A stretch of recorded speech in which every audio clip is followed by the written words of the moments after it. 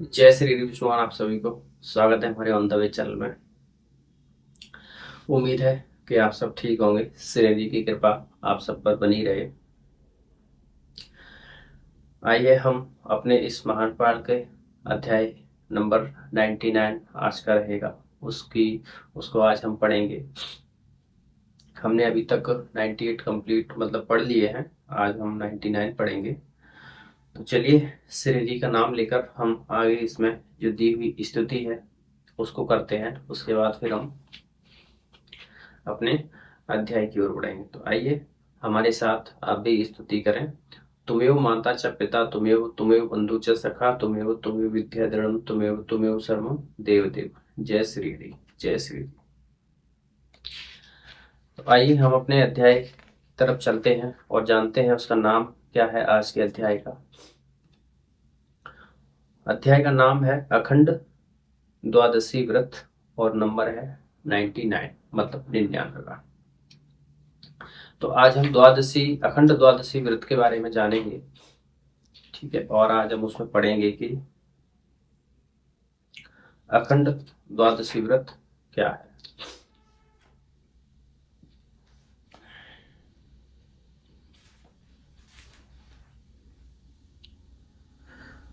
तो हमें अखंड द्वादशी व्रत का जो अध्याय है वो मिल गया है।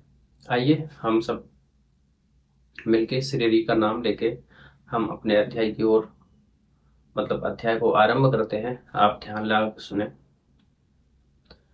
अखंड द्वादशी का ये अध्याय है, तो आप ध्यान लगा के सुने इस व्रत को कैसे इसमें बताया गया है। ब्रह्मा जी ने कहा, अब मैं मोक्ष तथा शांति व्रत अखंड द्वादशी व्रत का वर्णन करता हूँ। मतलब अखंड द्वादशी व्रत में दो वर्डों में उन्होंने कर बता दिया कि मोक्ष और शांति व्रत, इस ये दो चीजें मिलती हैं इस व्रत को करने से। शीर्ष मार्ग शीर्ष मास के शुक्ल पक्ष की द्वादशी तिथि में गऊ के दूध दही आदि को भोजन रूप में स्वीकार करके व्रत करने वाले उपासक को जगत के स्वामी भगवान विष्णु की पूजा करनी चाहिए। 4 मास पर्यंत अर्थात फाल्गुन मास तक वह व्रती 5 प्रकार के धान्य से पूर्ण पात्र ब्राह्मण को दान दे और भगवान विष्णु की इस प्रकार प्रार्थना करे। अब इसमें भगवान विष्णु की प्रार्थना दी है, वो श्लोक के द्वारा दी गई है। तो आइए हम उसको प्रार्थना को पढ़ते हैं। सप्त जन्मनि हे विष्णु यन्मया हि व्रता कृतम भगवन भगवन सत्व तो प्रसादेन तखंड मेहास्तु में यथा खंडम जगत सर्व त्वमेव पुरुषोत्तम तथा खिलान्य खंडान्य व्रतान्य मम संतु वे। हे विष्णु, हे विष्णु, 7 जन्मों में मैंने जो व्रत किए हैं, हे भगवान वे आपकी कृपा से इस जन्म में पूर्ण हो। हे पुरुषोत्तम, जिस प्रकार आप ही इस संपूर्ण अखंड ब्रह्मांड के रूप में अवस्थित हैं, उसी प्रकार मेरे द्वारा किए गए ये सभी व्रत भी अखंड हो जाए। चैत्रादि मतलब 4 मास में सत्तु से पूर्ण पात्र और श्रावण आदि 4 महीनों में घृत पूर्ण पात्र ब्राह्मण को दान देना चाहिए। इस विधि से वर्ष पर्यंत द्वादशी व्रत का संकल्प लेकर जो व्रती अपने व्रत को पूर्ण करता है, वह स्त्री पुत्रादि से संपन्न होकर अंत में स्वर्गलोक का सुखो सुखो सुखोपभोग करता है। तो ये हमारा 99 था। अब हमारा जो अगला अध्याय है वो है 100वां। ठीक है, तो आइए हम उसका नाम बता देता हूं मैं। अगस्त्य अगस्त्याघर्य व्रत निरूपण। ठीक है, तो अब हम इस अध्याय को आरंभ करेंगे। अगस्त्याघर्य व्रत निरूपण।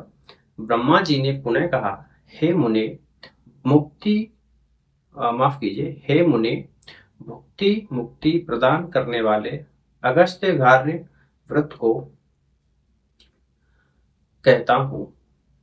कन्या राशि पर सूर्य की संक्रांति के 3 दिन पहले से काश पुष्प की बनी हुई अगस्त्य की मूर्ति का प्रदोष काल में पूजन करके कुंभ में अर्घ्य देना चाहिए।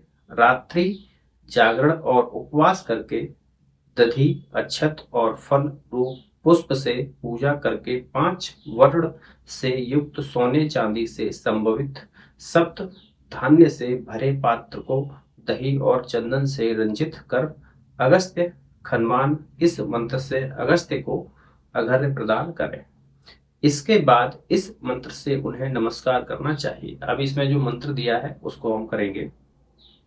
काश पुष्प प्रति काश अग्निमारुत संभव मित्रा वरुणयो पुत्र कुंभयो ने नमोस्तु ते। अर्थात इसका अर्थ है, इस मंत्र का अर्थ है अर्थात काश पुष्प के समान उज्जवल अग्नि और वायु से उत्पन्न मित्रा वरुण के पुत्र हैं कुंभ योनि अगस्त्य जी, आपको नमस्कार है। शूद्र स्त्री आदि इसी विधि से अगस्त्य के लिए धान फल और रस प्रदान करे तथा ब्राह्मण को स्वर्ण और दक्षिणा से युक्त घट प्रदान करे। 7 ब्राह्मणों को भोजन कराना चाहिए। इस प्रकार वर्ष भर अगस्त्य व्रत करने वाला सभी प्रकार के श्रेय प्राप्ति का अधिकारी हो जाता है। ये अगस्त्याघ्र्य का व्रत का बताया गया था। ठीक है, अब हम इसी में कंटिन्यू करेंगे। अगला अध्याय जो है 101वां अध्याय।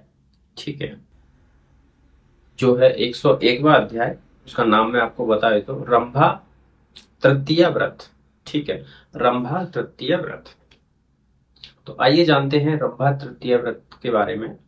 ब्रह्मा जी ने कहा, अब मैं सौभाग्य लक्ष्मी तथा पुत्रादि से संपन्न करने वाले रंभा तृतीया व्रत को कहूंगा। यह व्रत मार्गशीर्ष मास के शुक्ल पक्ष की तृतीया तिथि को किया जाता है। इस तिथि को उपवास रखकर व्रती कुशोदक हाथ में लेकर बिल्व पत्र से महागौरी की पूजा करे। इस पूजन में कदम्ब मतलब वृक्ष की दतुअन का प्रयोग करना चाहिए, किंतु पौष मास में मरुबक के पुष्पों से पार्वती के पूजन का विधान है। व्रती इस मास के व्रत में मात्र कपूर का सेवन कर उपवास करता हुआ उन गौरी को क्रसर तिल चावल का सिद्धांत का नैवेद्य एवं मलिकाओं की दतुअन अर्पित करें।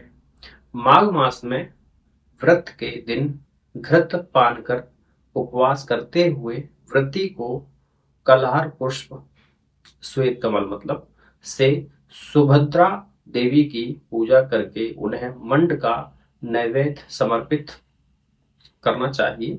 फाल्गुन मास में गोमती की पूजा का विधान है। कंद पुष्प से उनकी पूजा करके उसी की नाल को दतुअन रूप में उन्हें निवेदित करें और स्वयं जीवा मतलब जीवंती का भक्षण कर ससकुली मतलब पूड़ी का नैवेद्य लगाए। चैत्र मास में भगवती विशालाक्षी को दमन पुष्प तगर काष्ठ की दतुअन और कृष रात्र का नैवेद्य अर्पित करके स्वयं दही का प्राशन करें। वैशाख मास में श्री मुखी देवी की पूजा कर्णकार मतलब कनेल के पुष्प मतलब कनेल का जो पेड़ रहता है उसके फूल, कनेल के पेड़ के फूल वट वृक्ष की दतुअन से करनी चाहिए और व्रती को अशोक कलिका का प्राशन करना चाहिए। ज्येष्ठ मास में नारायणी देवी का पूजन सतपर्णी चितवन के पुष्प एवं दतुअन से होता है। इस पूजा में देवी को खांड का नैवेद्य प्रदान कर स्वयं उपासक लौंग का भक्षण करे। आषाढ़ मास में माधवी की पूजा करनी चाहिए। इस मास में व्रती तिल का प्राशन करे और भगवती माधवी की बिल्व पत्र से पूजा कर खीर और वटक का नैवेद्य अर्पित करें। इस पूजन में देवी के लिए गूलर की दतवन प्रदान करनी चाहिए। श्रावण मास में क्षीरान्न तथा मलिका की दतवन करके माफ कीजिए देकर तगर के फूल से श्री देवी की पूजा करनी चाहिए।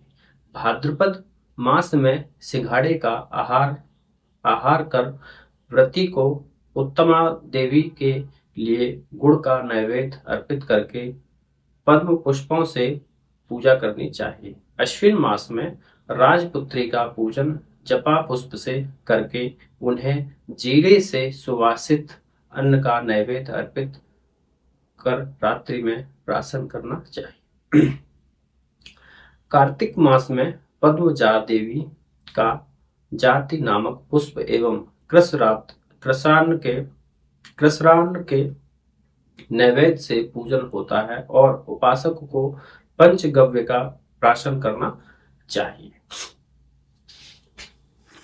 अब इसमें आगे हम जानते हैं। इस प्रकार मार्ग शीर्षक से कार्तिक मास तक वर्ष की समाप्ति पर सपत्नीक ब्राह्मणों को घृतोदन घृत में पका तंडुल देकर उनका पूजन करना चाहिए।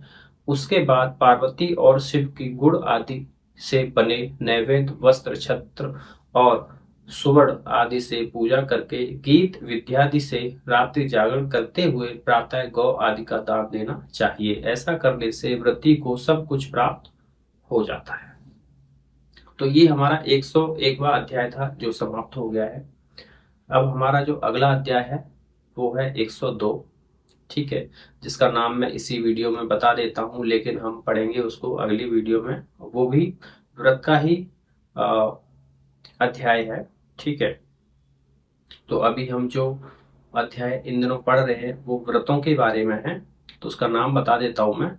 चातुर्मास्य व्रत का निरूपण। चातुर्मास्य व्रत का निरूपण ये हमारा अगला अध्याय रहेगा। तो इस महान गौड़पाठ को आज हम यहीं पर विराम देते हैं। मिलते हैं एक नए अध्याय के साथ अगले वीडियो में। जब तक के लिए श्री जी का नाम लेकर आप सब स्वस्थ रहें और हमारे चैनल से जुड़े रहें। वीडियो को शेयर करें, चैनल को सब्सक्राइब करें और अपने साथ वालों को भी इस महान गौड़पाठ सुनने का मौका दें और उनको भी शेयर करें। श्री जी का नाम लेकर मिलते हैं अगले वीडियो में। नमस्कार।